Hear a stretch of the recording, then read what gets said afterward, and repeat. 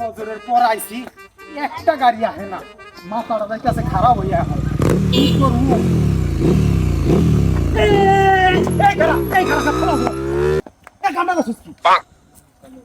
Helmet নাই, কিছু নাই, গাড়ি লয়ে হন হনায় যাওয়া ধরছ, ঘটনা কি? শীতকাল তো এর লেগে গায়ে কোনো বাজে না। হালার পাহালা মোর বউ তো ফজরের পরে হেনে ডিউটিতে পাঠাই দিছে। এই এই কাগজপত্র দে, কাগজপত্র দে। কি আর কাগজপাতি কেমন না লাগে আবার কাগজপত্র বলে না?